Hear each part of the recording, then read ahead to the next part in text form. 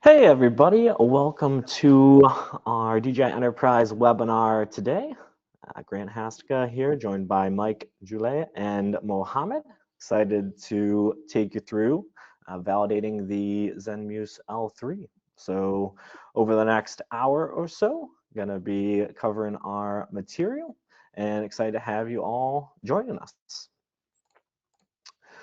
For a couple webinar logistics before we get going, I know everyone always likes to check in if you'll be able to see a recording later on for review or sharing with other people in your organization. So don't worry on that end. You'll be getting an email with a recording of the webinar, and we'll also post it on our DJI Academy YouTube channel. So you have a chance to review that as needed and share it.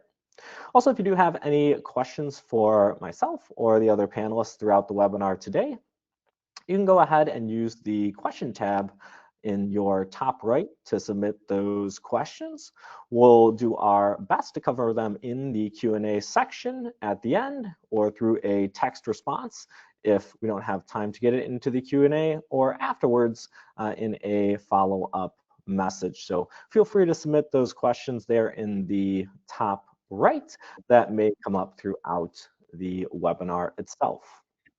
For our panel today, myself, Grant Hastka, lead our solutions engineering team here in North America with DJI, and really excited to be joined by Mike Joulet and Mohammed. So Mike is a technology leader at Cansel. He's got a lot of expertise in 3D reality capture and geospatial solutions, background in both engineering and some of these cutting edge tools that we're going to talk about today, like LiDAR.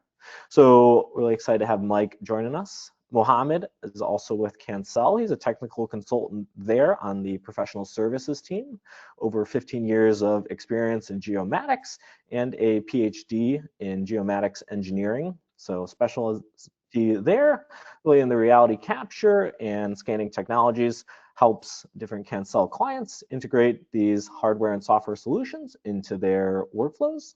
And Julie is a partner and director of reality capture of geomatics at CIMA Plus. So she leads initiatives there in reality capture and advanced digital solutions, has over 20 years of experience integrating different scanning and technologies into the different engineering workflows there. And we're excited to have Julie joining us today. You can see definitely passionate about driving some of these new technology solutions within the company and making sure to R&D those solutions as well. So excited to have the panel alongside myself today. How it's going to work today, I'll do a quick review on the L3, maybe just 5 minutes or so, keep you up to date on kind of what's new with the L3, but we won't go super in depth on the product specs or anything like that. We'll refer you to some previous materials there. I'll cover some of the new data capture settings. New payload has new options, and that opens up different settings you want to talk about when you go in to do data capture. Cansel team's going to talk about some of the accuracy validation and testing results they did, including comparing the L2 and L3 sensor. Joulet will then cover a project deployment that the Cansel team did alongside CIMA Plus, putting the sensor out into a real-world case. And then we'll go ahead and cover some Q&A that folks might have for the webinar itself or on the sensor technology. So looks like folks are filtering in here, and looks like everything is good to go on audio and materials. So without further ado, we'll go ahead and hop into the presentation here and just go ahead and review what's new with the L3 here really quick. One of the top things here is really the max range of the payload, and you see 950 meters there. And I don't think many of us are going to be flying at 950 meters or 950 meter difference unless you're at a open point mine. But really this is meant to show really the maximum capabilities of the sensor, something like 10% reflectivity. But what's really exciting here is what's enabling this greater max range, and that is the 1535 nanometer class 1 eye-safe laser that is built here into the L3. And this additional laser power is going to help increase our usable range. The stronger signal is also going to help returns from lower reflectivity materials and our operations at probably a typical 120-meter altitude. So you often see max range of LiDAR sensors. It can be a good spec to judge capabilities at different altitudes when it comes to penetration and capabilities there. We'll dive into some of these other specs like the 16 returns and the value of the 3-axis gimbal when we talk about setting up the mission planning a bit here later. The dual 100 megapixel cameras, you can see, are built into the bottom of the LiDAR sensor. Those are micro four thirds sensors and 100 megapixel native resolution. With these sensors, you have two data capture options. You can shoot at a 25 megapixel or 100 megapixel capture there. The 25 megapixel is going to be able to trigger a bit quicker for data capture, while the 100 megapixel will, in most scenarios, give you a moderate improvement in the detail of the photos there. So how this works here with the visual cameras themselves is that each of the pixels themselves, you can think about them in a 2x2 block. So the camera sensors themselves have 100 million photo sites, and each 2x2 pixel block is going to share a color filter. So for 25 megapixel output, the 2x2 block is going to combine its data into one effective pixel, while when you're shooting a 100 megapixel photo, the system's going to read all 100 million photo sites individually, and then the software algorithm will analyze the subtle difference between the neighboring pixels to enhance your detail. So very similar to the technology used in our Mavic 4 Pro at the end of the day, and definitely a benefit of the sensor overall with some of the visual photo options you have here and the wider field of view, combining these two sensors together for doing both visual RGB photos and LiDAR data capture at the same time. When it comes to some additional highlights of the sensor here, one would definitely be the competitive pricing here, coming in at a similar price point to the L2. Do find the L3 to be a very affordable sensor and provide competitive pricing for the capabilities you're going to get. As you can see, it remains a single port installation onto the drone itself. The M400 doesn't require any preheating of the IMU, and you can get a direct output of a rough point cloud on the remote controller as well for completing any rough estimates in the field. So similar to its preceding systems, as you'll see later, you can get a live point cloud view on the drone as you're capturing the data. But what's new here is the ability to view that rough point cloud and make measurements on the remote controller to give yourself a rough estimate there in the field. And then on the processing side of the house, when you get the data from the sensor and bring it into the office to process, we do have basically a one software suite workflow for you to take the data from the sensor and get your output. So the first option we have here is DJI Terra, which is included with the L3 when it comes to the LiDAR processing side of the house. Really optimized for processing large point cloud data, can complete PPK processing in the software as well, and put multiple computers to work for cluster reconstruction, where different tasks can be taken on by different computers on the network to speed up the processing overall. For the LiDAR processing itself, you're able to output obviously a point cloud from Terra and a classified point cloud between ground or non-ground points. But also here is our fusion capabilities to take the LiDAR and photo data to output 2D models, 3D models, as well as Gaussian splats here. So definitely a unique capability of the sensor and the processing software here to combine both the LiDAR data and the photos to additional outputs free of charge within Terra. From Terra, you can take it into different software products directly after you've output your point cloud, or you can also bring it into our DJI Modify software for additional point cloud cleanup and classification, as well as outputs for something like a tin. Value of Modify here is it's definitely optimized for working with very large point clouds, so you can easily export small portions, classified portions, or exports that you want to bring into third-party software here. So once again, some different processing options here. We'll hear from the Cansel team later, and they'll show the ability to take the data from the DJI Terra software into a third-party software in Trimble Business Center directly, though certainly different options here for you with the data after you process it in the Terra side of the house, which is free and included with the sensor. So you can see the overall highlights here of the L3 that we had just quickly reviewed there. If you're looking to go in very depth into the sensor itself, we did have a product introduction webinar that's on our DJI Academy YouTube channel as well. So nearly 2 hours there diving into the L3. I have some common questions and answers here from the launch of the L3 as well. One being aircraft compatibility. So the L3 is specifically compatible with the M400. L3 is a much heavier payload.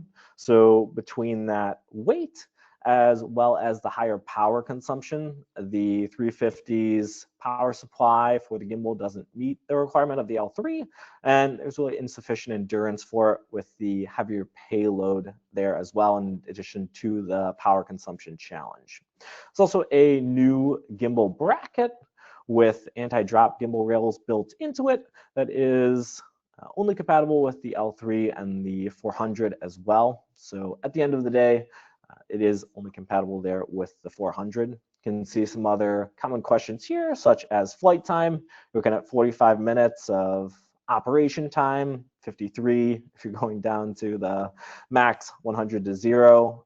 Kind of a bit more of a marketing spec there than the real world 45.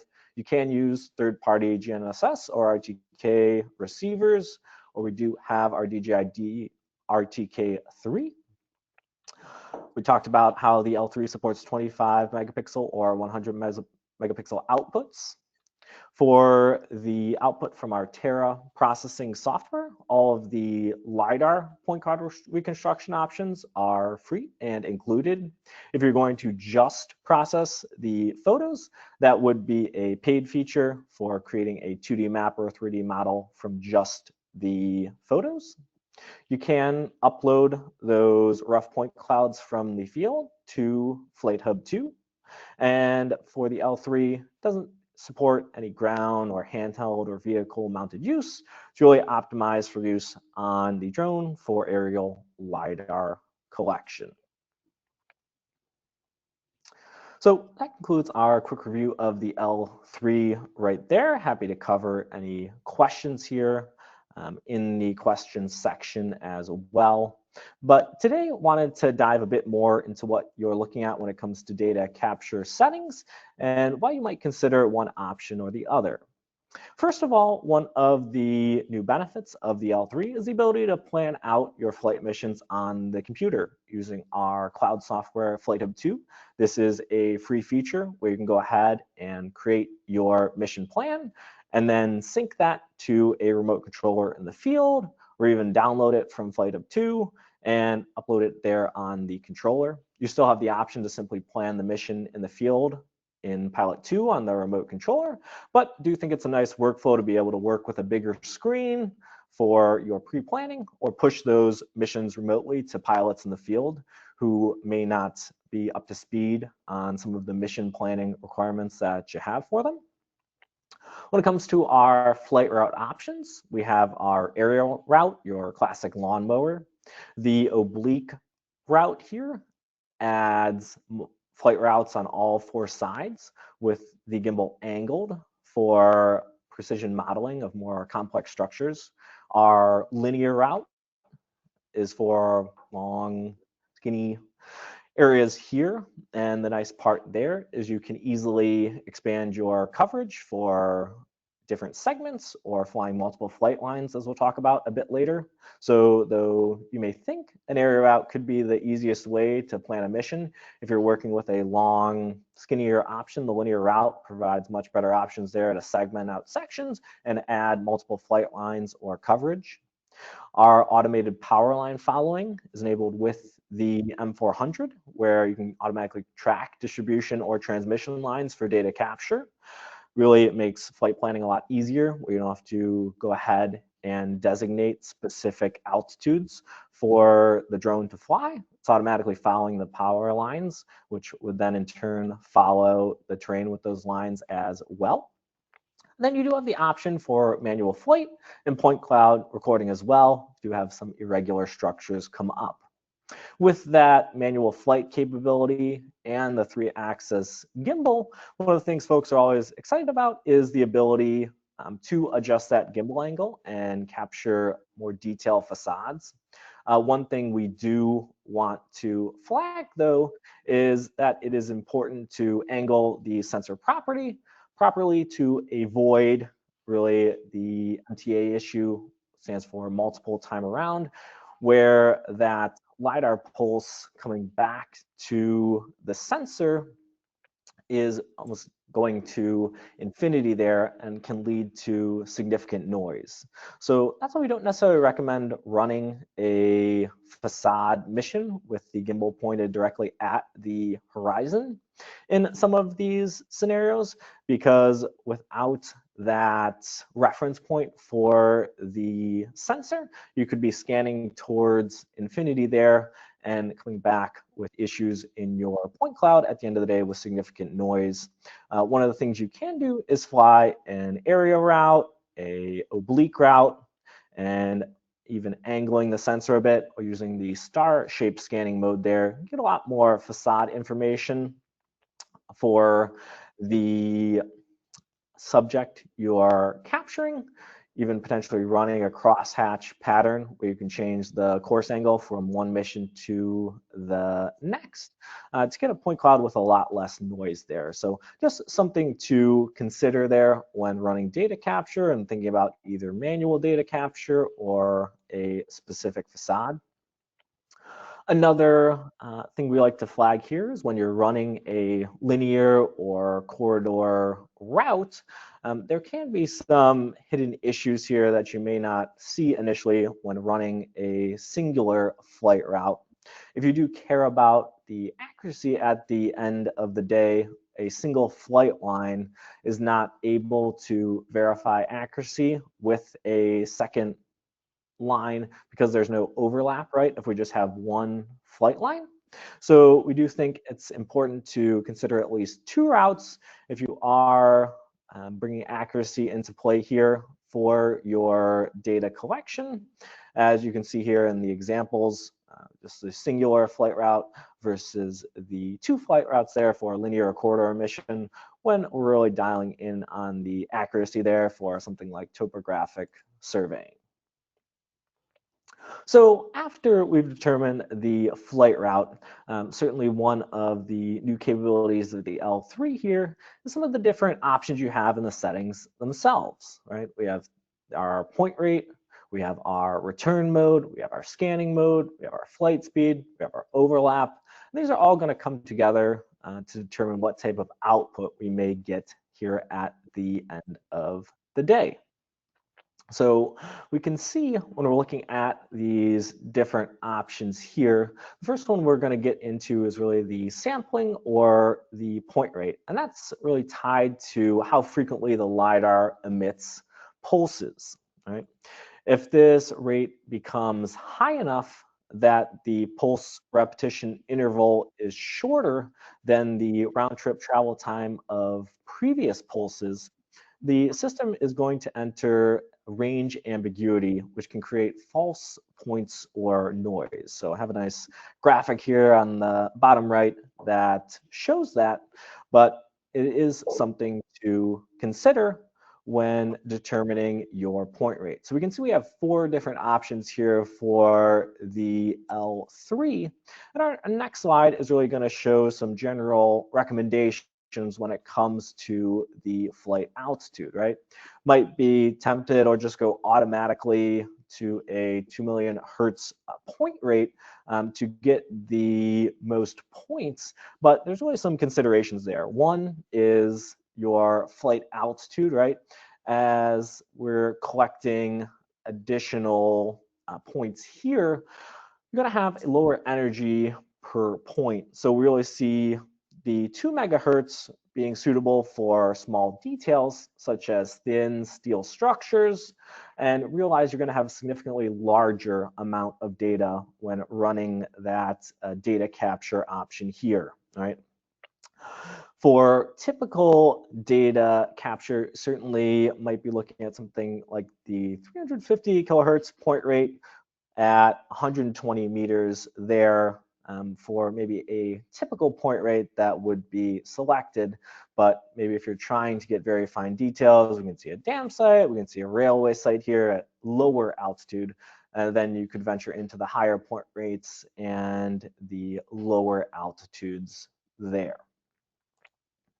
So the point rate does reflect our return mode, which is the next thing we're going to talk about here. Probably a bit of a review here for most of you familiar with LiDAR sensors, but as our LiDAR pulse goes out, that's a burst of laser light traveling from the sensor until it hits an object, right? That pulse has a very small width and energy distribution, which allows it to interact with different surfaces along its path. So if we do have different objects along the beam's path, the pulse can reflect off each of them. And each of those reflections, in turn, is what we call a return, right? So with the point rates we just talked about, we have different return options. The higher the point rate, the lower the return options here. The lower the point rate, the higher return options we have here. And one of the exciting things about the sensor is we can do up to 16 returns here from the sensor.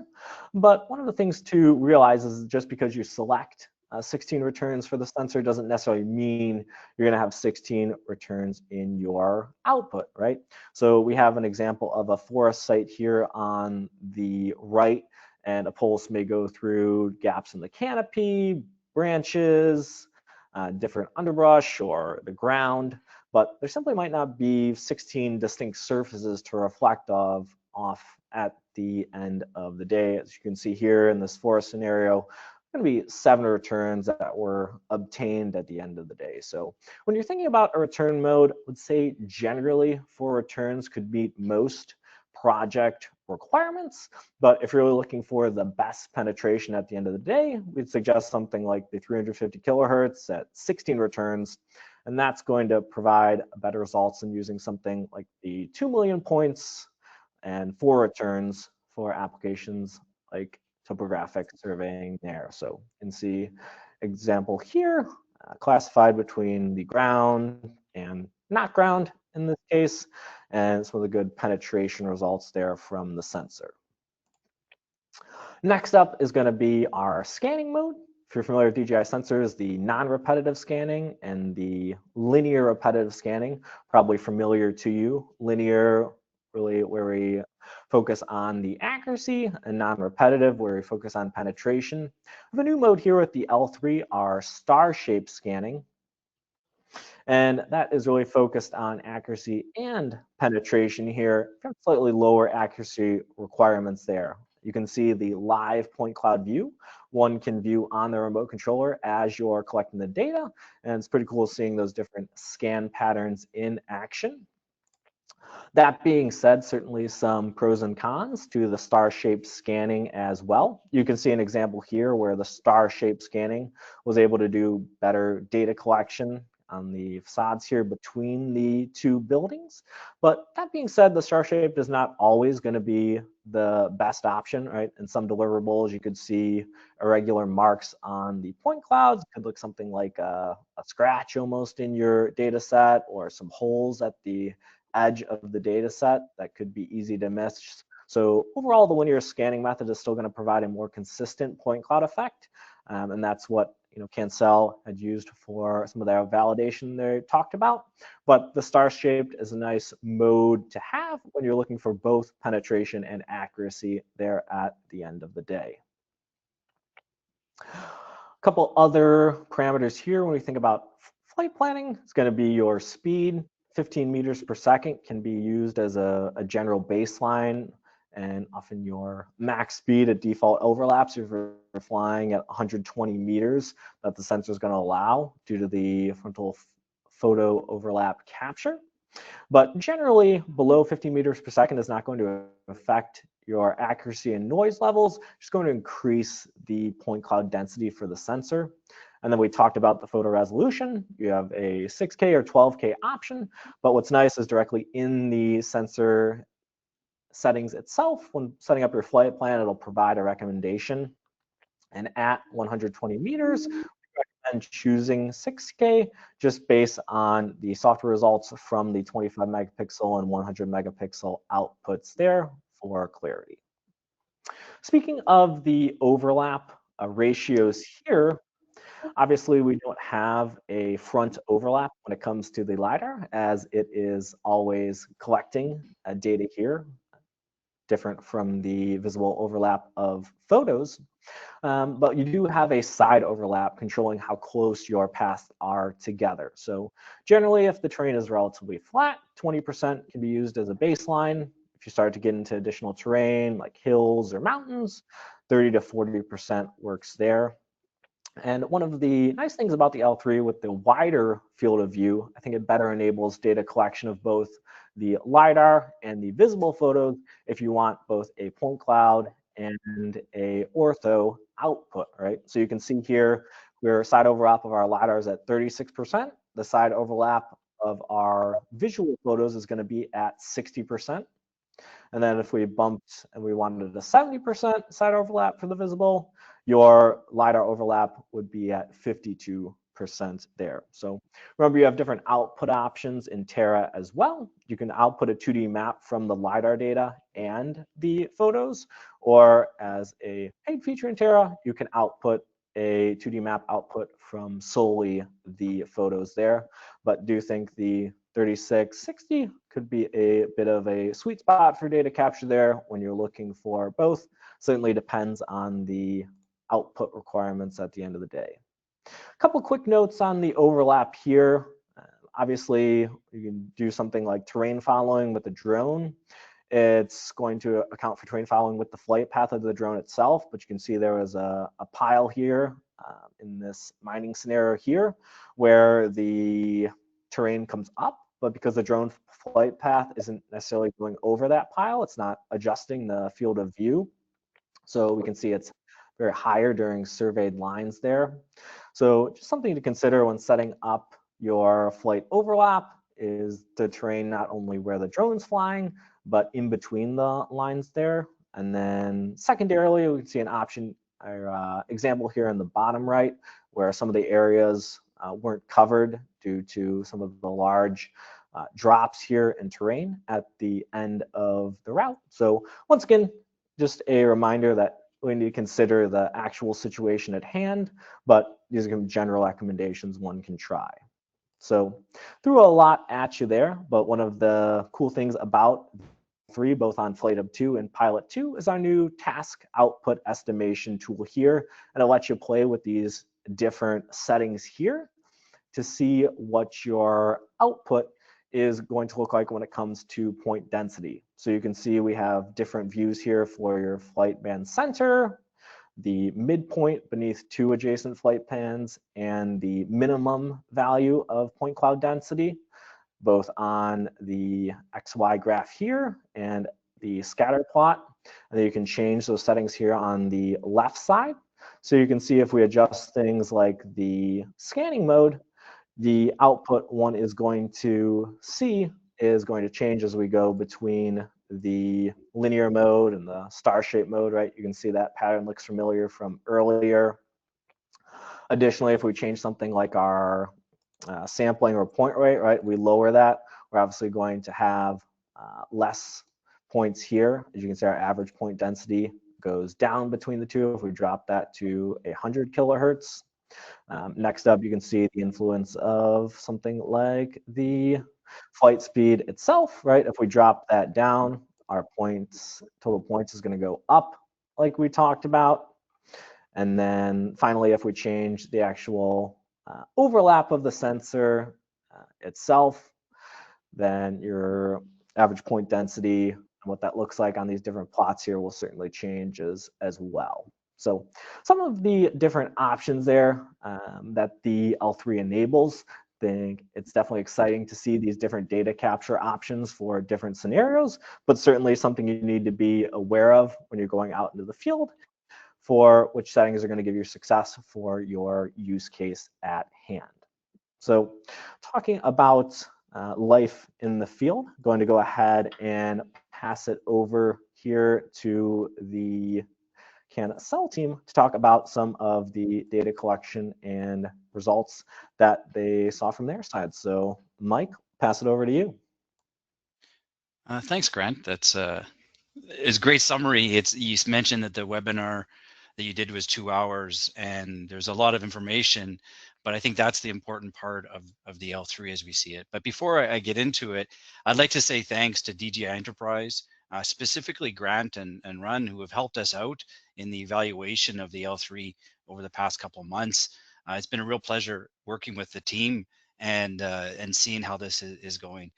You know, Cansel is a big fan of the L2, and being part of the launch of the L3 is huge for us. In addition, I'd like to thank CIMA Plus and Julie for joining that part of the analysis and helping us out in the evaluation from there, just before the snow fell up here in Canada.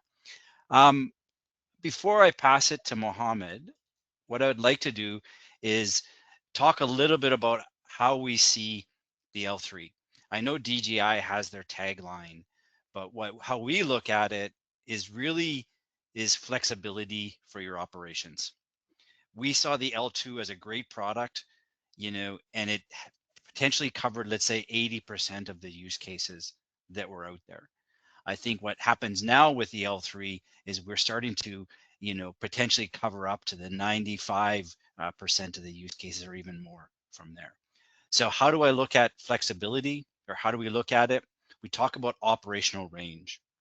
Grant mentioned the distance that you can use the sensor at, which provides you that flexibility to fly at different heights depending on what you're doing. But one of the key parts that we also see is in the time. Time, you know, is when you have heavy leaf cover, there's a big challenge that you can only fly at the beginning of the season or at the end of the season. Now we can extend that operational range or that time period to fly during that season because of the penetration and number of returns that are in there. So that's flexibility for your operations. If we look at speed of collection, this is always something that's important. And I think in the launch webinar, we saw some really good examples where they showed the comparison between photogrammetry to the L2 to the L3. And you're looking at that ability to collect data fast, which is enabled by the speed of the drone. I think they mentioned up to 25 meters per second on one of the flights that was in Australia. And, you know, the height added into there. So that capability, that adds more flexibility, or to bring it down if you want to collect very, very dense point clouds to do it. So that adds to it. The big thing that we'll see with our clients is this question of point density. You know, we need to collect what is needed. And when you look at all the different options, the planning that Grant went through, this is very important. But at the same time, you're not going to just have one setting. You're going to be able to collect what's needed. You'll figure out, for this specific job, I'll need this many points or that many points. You'll be able to work it through, and allows that flexibility.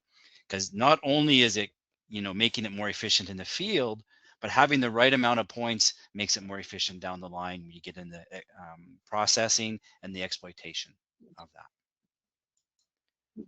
I think the biggest one, I'll close it off before I pass on to Mohammed, is really that expanded applications. I think this is enabled by accuracy and precision. The accuracy, from our perspective, is what we call, GNSS quality accuracy. When we look at it, and this meets a lot of the needs of our clients. The biggest thing is when we talk about the precision or the noise that's in the data. This is where I see the expanding into that, from that 80% maybe to 95% of the applications that are out there. And in the challenges that we saw with some of those hard surfaces, that the LiDAR data might not have been as precise or less noise as possible. But really, all these offer flexibility, and I think that that's my big takeaway from the past couple of months and working with DJI on this, is the flexibility for your operations, being able to use it in more and more of the tasks that you go into. So with that, Grant, I'd like to pass it to Mohammed to go through some of the results and analysis that he's done on the testing we've done. Thank you.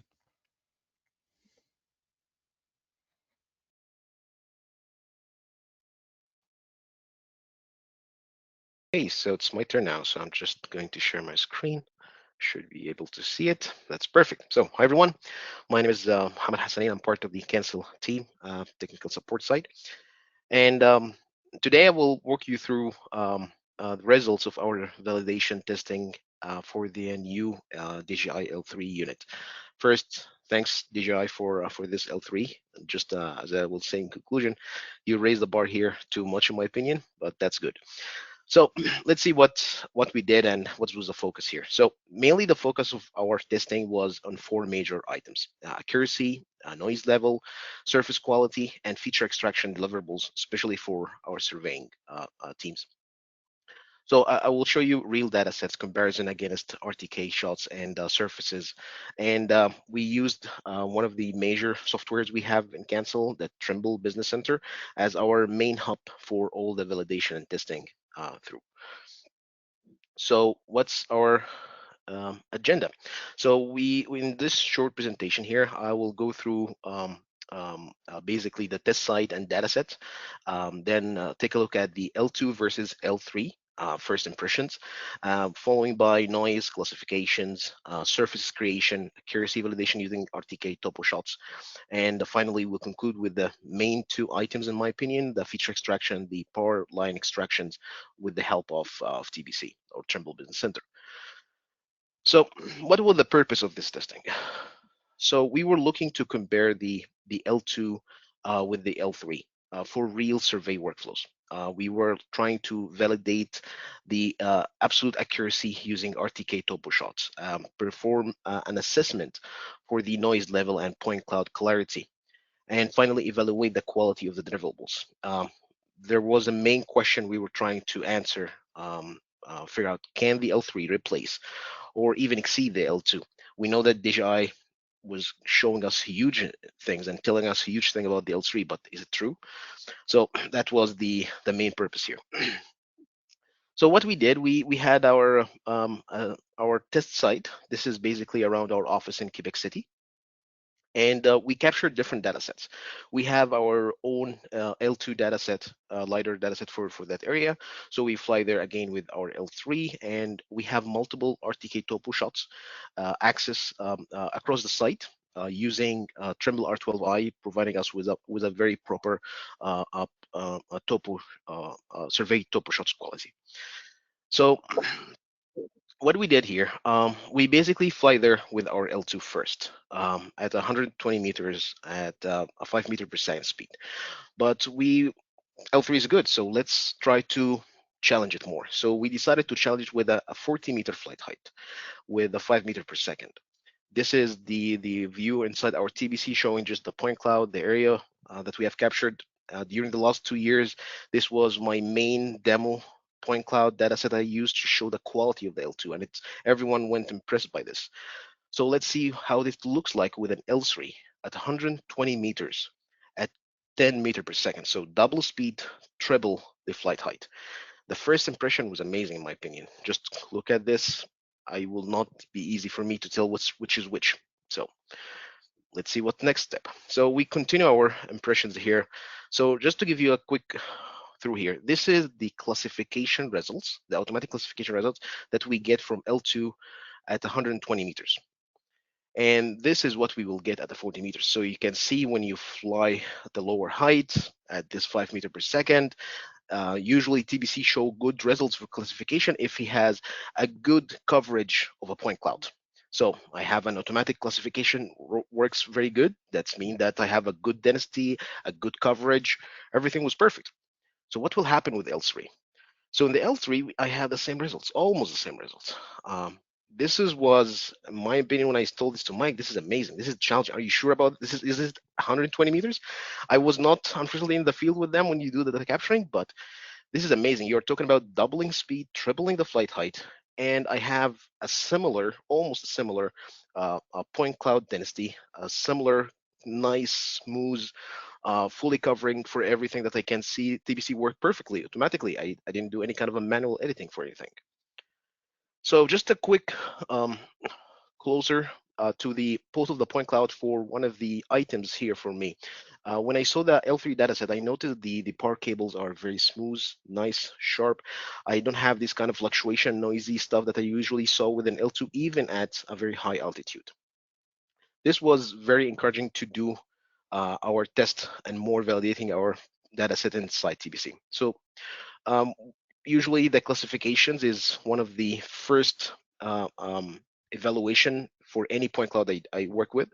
So I usually, when I have the automatic classification and the result that you see here, TBC automatically classify your point cloud into different regions or different clusters. As long as you have a proper coverage of your data set, you will see a good results. This is the automatic extraction for the ground. You see nice smooth curves, the middle lanes. I can see clearly the ground. There's no problems here. All the gaps that you see are just basically the buildings or power pools here. So let's challenge it more. Let's have work on creating surfaces, comparing the L2 and L3. Again, L2 will be the 40-meter height, and the L3 is the 120-meter height.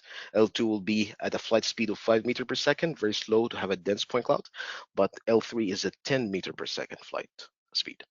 So this is the L2 here, the first one. We have decided to just to grab part of the road from the ground, and we create our surface.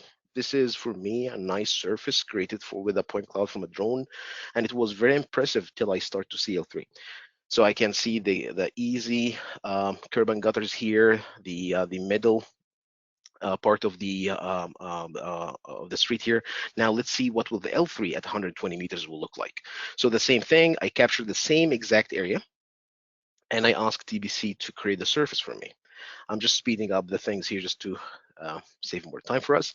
And I have the same results. Visual inspections, it's the same. I will not be able to tell the difference. So why don't we have like a heat map showing the deviation between the two surfaces? The one that we have from the L2 40 meters and the one what we have for the L3 120 meters. So what we did is just ask TBC, Trimble Business Center, to generate a heat map showing the deviations. And that heat map will be colorized. So what you see here is just a flat white. There's no deviation, nothing. For TBC perspective, it's exactly the same, except that red spot over there. So it was super curious what's happening over there. So this red spot was happening due to the L2 dataset itself. So in the L2 surface, I noticed this kind of a spike, which is something it might happen and I accept it, but I didn't have that spike inside the L3. So just to validate, I trained all my ground here, and you can see there's just a misclassification that can be due to different reasons. Might be TBC didn't do it perfect, might be have like a spikes of the point cloud from the L2 itself. But the conclusion is I have almost the same surface. I could not tell the difference. I have the same quality of the data set. So let's take it to the next step. So the next step was to perform like more accuracy validation, but this time L3 against RTK. So what we did is we decided to split our area of interest into four main environments. We have a smooth parking lot pavement, was newly paved. It's nice, smooth. We know it's good there.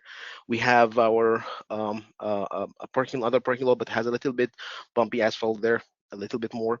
Then we have our area full of bushes. So usually this is very challenging environment for drone data set or for any kind of a lidar data set. And we even have the tree line and river bank. Was very challenging for our field team to even catch the RTK topo shot. So let's see what's the quality that we receive over there. So what we basically did is we identified the area of interest, and we basically catch multiple topo shots with our Trimble Genesis solution R12i. And then we clean the ground there by the automatic classifications inside TBC and create a surface. There is no manual editing, it's just a pure automation process. We can enhance the results if we want more, but I decided to make it just pure automation that's highly dependent on the quality of your point cloud. And then we use one of the nice tools inside TBC, which to measure the vertical distance between every topo point and the surface that was created by the point cloud. And when we do this, we have like a table showing all the points and how much it's the difference in elevation between the point that was captured with your RTK and the surface that was created by your point clouds. And this is what we have. For that smooth pavement area, we have 34 points, and we have an average error of 19 mils. This is quite impressive in my opinion. Just to give more understanding for the results, our root mean square error here was 22 mils. If we go for a different site, that's different, the second area, the little bit bumpy asphalt over there, we have 94 points, and we received 19 mil as the average error between your RTK elevation shots and the surface that you have created with your point clouds. And the root mean square error here is 25 mils. Then let's go for the challenging point, the area. This is the area where we have all these kind of like pushes over there. So we did the same thing exactly, and we have that results. We have 109 points, and we have 75 millimeter as an error, and with a root mean square almost 10 centimeters. So in this time, I decided to use TBC more. So I know that TBC extracted and classified the ground, but is it actually the final ground? Maybe there's might be a misclassification. So one of the nice features that we have inside TBC is an advanced filtering tool. So what I did is I decided to ask TBC to identify all the points with a minimum elevation. So make sure to go all the way to the ground. Any kind of a spike point, just remove it. And this is what I did exactly. And this is the results based on that. So the same 109 points. And this time the surface was created by the almost lower level of all the points. And we have 23 mils as an average error, and with a root mean square error as 53 mils. This is quite impressive for such L3. We did not have similar results with L2, by the way. Now, I know that this will be highly discussed by Julie in her real project, so I will slightly go over this. So in our three areas, we were challenging. I know that Mike had lots of problems just to catch those kind of points over there, but we have 36 millimeters as an average error with 93 mils of root mean square error for that area. All these results was very encouraging. The quality of the point cloud, the quality of the positioning. And by the way, we did like another comparison, but for the sake of time, I didn't include it here, comparing this result to our terrestrial scanners and checking the georeferencing, checking the restoration. We did a quite impressive checking for all the quality, and everything was quite good. And and I keep asking, is it actually 120 meters? Are you sure? So let's see what the feature extraction. TBC or Trimble Business Center has one of the nice feature or nice capabilities is to automatically identify features like points, like trees, poles, signs, a lane line marking, power cables, these kind of features. Usually the extraction can be done manually or automatically. So I decided to do it automatically because it will be showing the quality of the point cloud. As long as you have a good point cloud, you will have a good extraction. So this is, for example, light pool here. Ask TBC to find all the parameters. He finds the center point, the diameter of the pool, the height of the pool, and it can save all these information as attributes. This is a pure automation. It's semi-automated. I need just to pick a point on that light pool. And I did this multiple times. And each time it didn't stop. It didn't tell me, hey, Mohammed, I don't have enough details. And remember, these are points that were captured at 120 meters for a pool itself. So we are flying above. It's very hard to see the pool itself here. This is quite impressive. We have a similar results with an L2 at 40 meters, but not at 120. Now, I exceeded the limit. Okay, let's do multiple points for trees. So I selected this kind of area of interest, and I asked TBC, hey TBC, let's find all the trees in that area in an automated way. So I did the same thing. I asked TBC to find all the trees, and he found it all for me. For what you see here, yes, there might be like a very minimal errors here, but I did not do any kind of editing here. I just accepted everything and added the proper code just to have like a nice CAD block there. And this is what I have. Just nice extracted trees, everything in the right spot, and good. Let's go for the lane line marking. Let's see that the colorization quality of your LiDAR dataset. So I did like 3 tests here. The first one for the lane line marking, and TBC is giving you the capability to extract single line or double line or dashed line. So I'm picking the 2 dash here, and I asked TBC, hey man, let's go find all the remaining dashed, and here it is, just pure nice because of the good colorization, the good intensity, the good coverage of point cloud. And even I can continue my work and add it to the right layer in my CAD layer list, and I have a nice drafting automated for my L3 dataset here. And this was very, very quite impressive here. I'm just adding here the layer for that line that I have just created, added the proper line type and line information, and I create my line. So I tried to do the same thing, but for a curb and gutter. This was a very challenging for L2, even at 40 meters. So in this time, I just had like a short section for the sake of a time. I decided tell TDC where are the pavement point, where's the sidewalk point, and you can see here the cross-section view of your curb. Very smooth, very nice, no almost no noise at all. And I identified like those kind of nodes showing the back of the curb, face of the curb, the flow line, the end of the gutter. And I asked TBC, let's extract. Usually with an L2, I know it will keep screaming and tell me bad things, but it works here super good.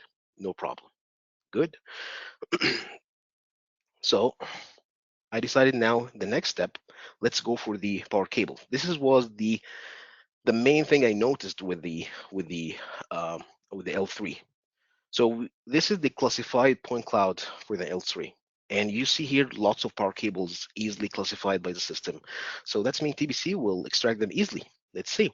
So I decided to have these kind of like three spans, and I have 3 power cables. And all I'm asking TBC for, hey buddy, I will click on the 3 cables that we have here in this area of interest, and I want you to extract, find the best fit line describing those power cables. And this is what I did here. I did identify the 3 points, and then let's go and extract them. No editing, no manual adjustment, just find them by yourself. And it works. Okay, but what about the other direction? Maybe let's give it more hard time. So I go for a very long park lines here. This is start all the way to the end. This is huge, and I know it will keep failing. Usually I will do this manually, but let's see what TBC will do here. Again, benefiting of a nice, clean point cloud, very good classified point cloud. All of these kind of items help the system identify these kind of 3 power cables here, and let's extract them. So the system work, I had to jump in this time to guide the system a little bit to tell him, yeah, you stopped here, keep going. Yeah, I know, keep going, because especially at the intersections of the multiple power cable directions. And this is the final results. Just in a few minutes, I have a nice described extracted power cables. All these kind of elements show me that we have a very powerful system here. L3 is providing us with huge thing, in my opinion. I was keep always saying that L2 40 meters will give you everything, but no, I wish to fly even higher than just 120 meters here. So generally speaking, these are my main 3 conclusions, and I want to give some time here to Julie to go through the read project. So generally speaking, L3 delivered, I will say that the same quality that I used to have with an L2, a little bit even better, especially on the noise side, at triple the flight height and double speed. I know that we can go more, but this is what we have in our testing so far. The dataset was exceptionally smooth. I have a stable point cloud, very low amount of noise. Classification and feature extraction went super fine with no problem. The capability to have a nice surface with almost nothing in spikes or errors or here or there. This was very impressive in my opinion. That's all on my end. Thanks so much.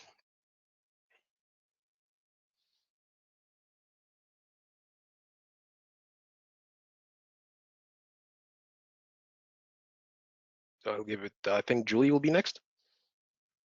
Awesome. Thanks, Mohammed. Thank you.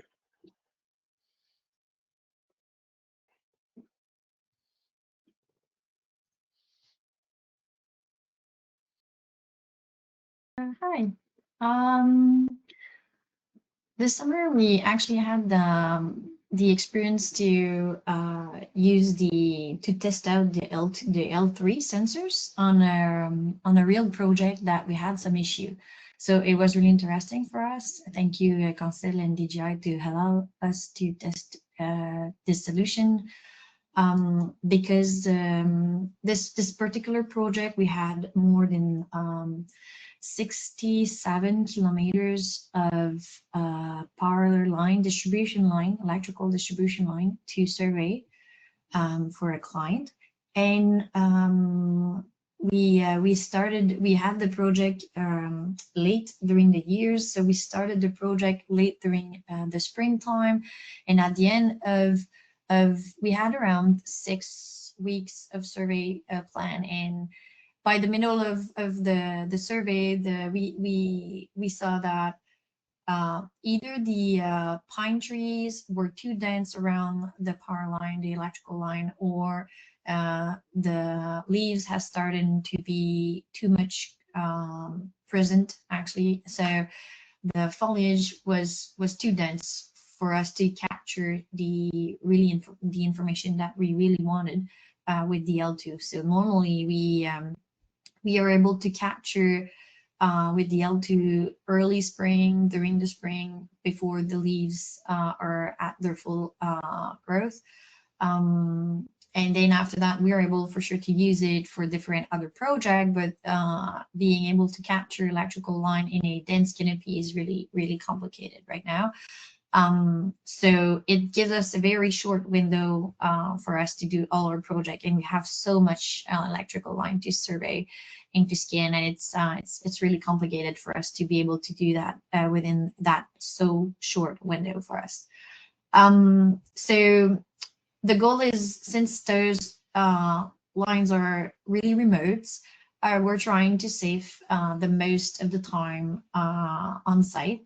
So the goal is trying to be able to capture those lines without multiple passes. The goal was also to test out the L3 to see if we could use it without waiting for the leaf off season. So because we had to stop the project and postpone it for falls when the leaf would have fallen off with the L2, but then it delayed our deliverables, and our client was quite unhappy with that. So being able to test out the L3 during the summer and see if we could really reach a deliverable more on time than expected, it was really interesting for us. And then for sure the goal is to capture the line and the ground and all the asset and the information that we need in order to be able a proper feature extraction, which that's why we stopped the project at the end of the spring with the L2. It was not possible to do so. So I would say that the L3 experience for us was really interesting. We were able to detect the power line and poles very clearly, even under conifer. We believe that the star-shaped flight mode ensure a homogeneous coverage, and the result was really impressive. We also flight one single flight at 120 meters instead of two flight at 85 meters. That allows us to have a better result and be faster. The other thing that I need to mention is that these specific survey in that project were in an area that had a lot of level differentiation, so a lot of mountains, and it with the L2 it was quite a challenge. And sometimes we had to split the flight in 2 and 3 because we were starting at a certain level, and then at certain area, we were not at 85 meters, we were at 120 or more, because it was downhills. So that was quite the challenge for us to with the L2. While the L3, we were able to capture, start the flight at the middle, let's say, of the elevation, and we were able to ensure the entire flight in only one flight. So and really we saw a huge difference in the result. No matter how dense the canopy was, we really were able to have a complete point cloud that was usable for feature extraction. So for us, the key takeaway for that is that it removes a bit the seasonal constraint, for sure, when there's snow on the ground. Well, we haven't tested out yet, but I'm pretty sure it's not going to go through snow. So for sure, still winter is still a down area for us, but a down window for us. But at least we can use it during spring, summer, and falls. So also the fact that we can fly higher and still keep a really good density allows us to have lower cost on our project and lower field time. So this is a really great thing for our crew, because they're all the time outside, on site, very far away. So being able to get home faster is quite a challenge, and it's really interesting for us to be able to ensure that the survey will be done faster. And the confidence in the deliverable was really interesting. So far from what we've tested and with the result that we saw that the result of the density and the quality of the survey was really, really interesting. So just to show you quite visual comparison, just to let you see what we saw as a difference with the L2 and the L3. This is one of the data set that we have of the survey done with the L2. So you can see in the upper picture how dense the canopy is, and you can see the result that we have. In some area, we don't even have the wood pole, we don't have the wire, we have some information on the ground, but not entirely. So that was a huge concern for us, because we really needed those information.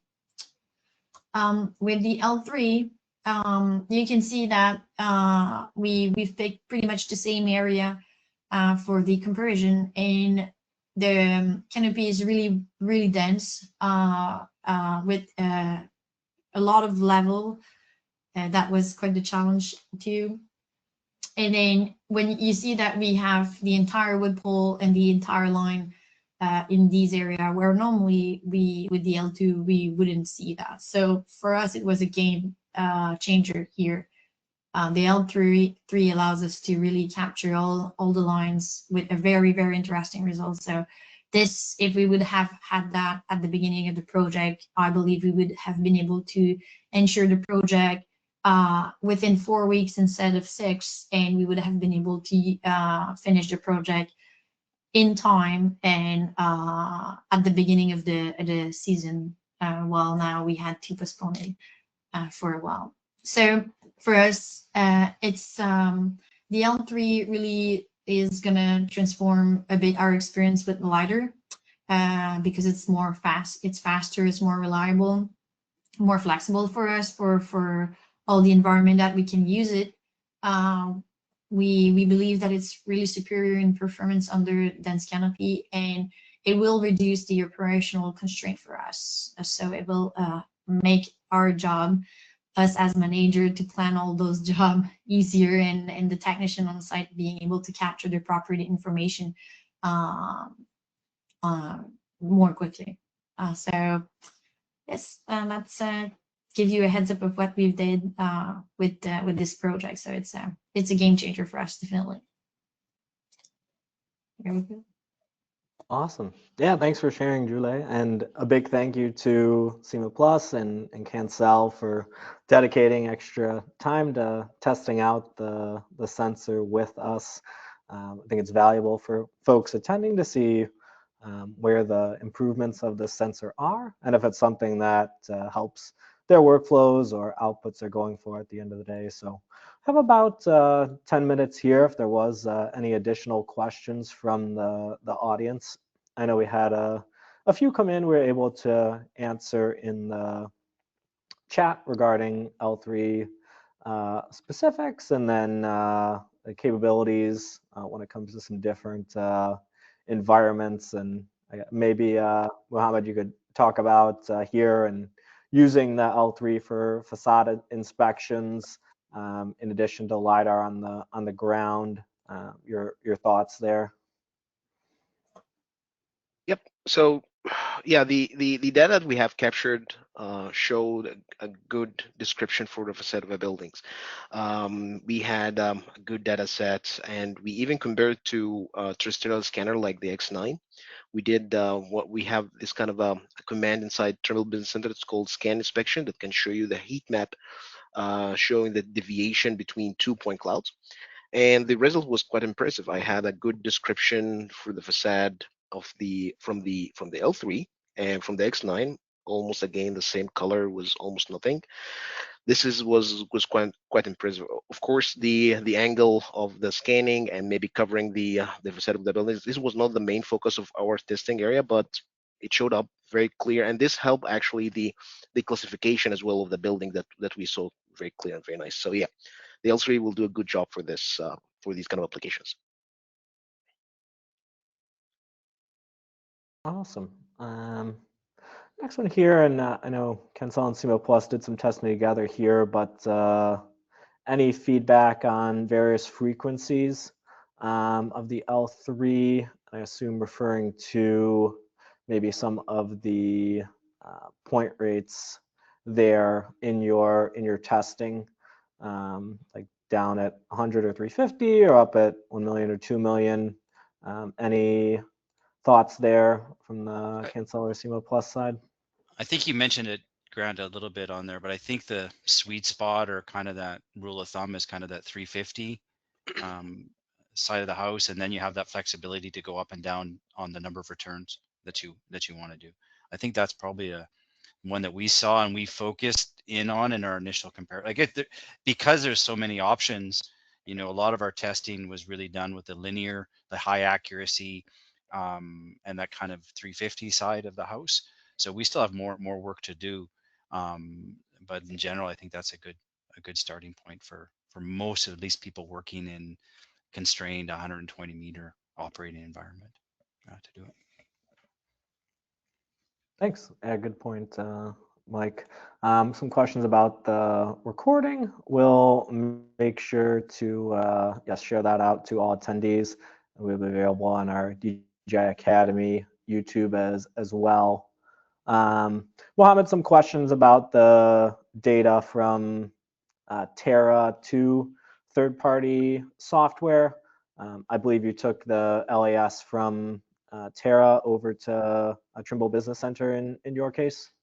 Yeah, that's correct. So DJI Terra provided us the last point cloud file. This is the georeferenced point cloud.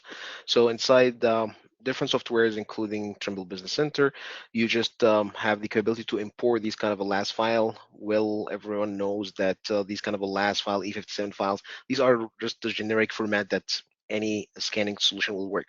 So once we drop or import those kind of a file into our TBC, Trimble Business Center give the user the capability to choose: is it georeference, is it non-georeference, is it grid scaled, ground scaled? So with using the proper selection there, which is usually the georeferenced grid scaled, it will come in the right spot. And that's helped us a lot with just dragging and dropping the RTK topo shots exactly in the right spot. We have a georeference X9 data set from the Tricity scanner, exactly match. This is showing the quality of the Terra to have properly georeferenced point cloud. So it's just a straightforward procedure. Awesome. Next one here was just regarding, ground control points or targets. Any thoughts on best practices there? Like what type of targets you all may use for LiDAR data collection, or how many when those come into play? Any thoughts on that from the panel? I'll let Julie answer also on their experience, but I mean, personally, I think white paint is the easiest, and you know, on a dark surface for sure. No one can steal it, no one can move it, at least for a little while. From there, I know there's some other targets. As far as size goes, I think, I can't remember. Like it's probably about, you know, say 3 feet by 3 feet, a meter by a meter is kind of what we look at from it. And then the number really, you know, we use most of it's just for check shots to evaluate. So, you know, you need the targets, but I think also just vertical check shots will also help you in a lot of work you're doing with LiDAR. You don't necessarily need to have the targets in that sense. But maybe Julie could comment on their experience. In our experience, in our quality control procedure, what we do is that we use ground control point for the processing of the LiDAR, and we also use ground control point for only quality control purpose. So normally, what we do is that within, I'd say 250 meters, we're gonna put a ground control point, and every 250 meters, we're going to put a ground control point, and within that distance, we're going to put another ground control point that we're not going to use for processing. It's just going to be there for quality control purpose at the end, for our professional surveyor to make sure that the quality of the data is good enough for what we were looking for.